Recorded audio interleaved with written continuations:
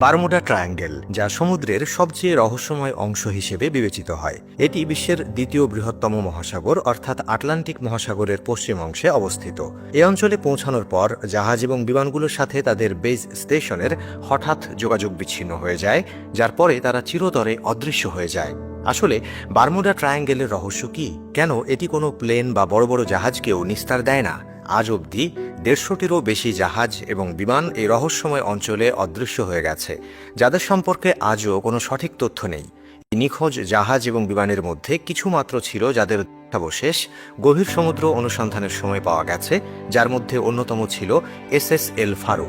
এই জাহাজটি ২০১৫ সালে ফ্লোরিডা থেকে পুয়ের্তো রিকো যাওয়ার পথে রাডার থেকে হঠাৎ অদৃশ্য হয়ে গিয়েছিল, যার পরে এর ধ্বংসাবশেষ সমুদ্রের ৪৬০০ মিটার গভীর থেকে উদ্ধার করা হয়।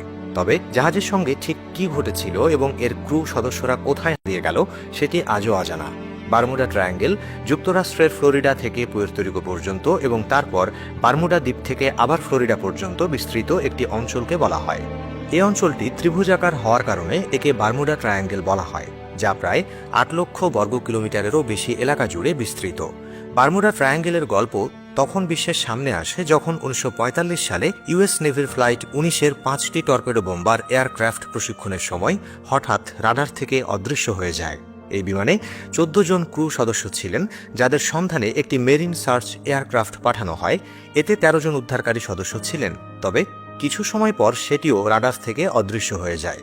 এই ৬টি বিমান এবং ২৭ জন ক্রু সদস্যের অদৃশ্য হওয়ার পর একটি বিশাল অনুসন্ধান অভিযান চালানো হয়, কিন্তু ৯৬ ঘন্টা ধরে চলা তল্লাশির পরও তাদের কোনো হদিস পাওয়া যায়নি। তবে একটা বিষয় নিশ্চিত হওয়া গিয়েছিল যে তারা যে অঞ্চলে নিখোঁজ হয়েছে সেটি বারমুডা ট্রায়াঙ্গেল।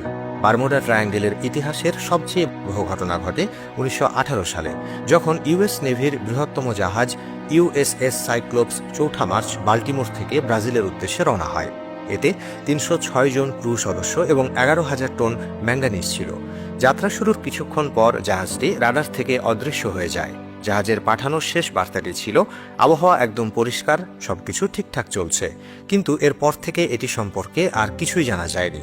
১৮৮১ সালে অ্যালেন অস্টিন নামের একটি জাহাজ বারমুডা ট্রায়াঙ্গেলের মধ্য দিয়ে লন্ডন থেকে নিউ ইয়র্ক যাওয়ার সময় একটি পরিত্যক্ত জাহাজ দেখতে পায়। অ্যালেন অস্টিনের ক্যাপ্টেন যখন সেই জাহাজে প্রবেশ করেন তখন সেটি সম্পূর্ণ অক্ষত ছিল, এমনকি এর ভেতরে থাকা মালপত্রও ঠিকঠাক ছিল। তবে আশ্চর্যের বিষয়, সেখানে কোনো ক্রু সদস্য ছিল না। এরপর অ্যালেন অস্টিনের ক্যাপ্টেন তার কিছু নাবিককে সেই জাহাজে পাঠান যাতে সেটিকে তারা সঙ্গে নিয়ে যেতে পারে।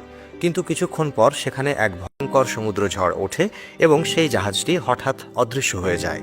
ঝড় থামার পর ক্যাপ্টেন আবার সেই জাহাজের খোঁজ পান, কিন্তু যখন তিনি তার কাছে যান তখন তার চোখ পড়া হয়ে যায়। জাহাজটি আবারও পুরোপুরি খালি ছিল।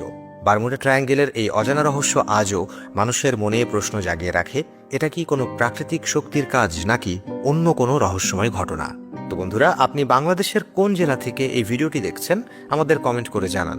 আমরা পরবর্তী ভিডিওতে আপনাকে ধন্যবাদ জানাতে ভুলব না।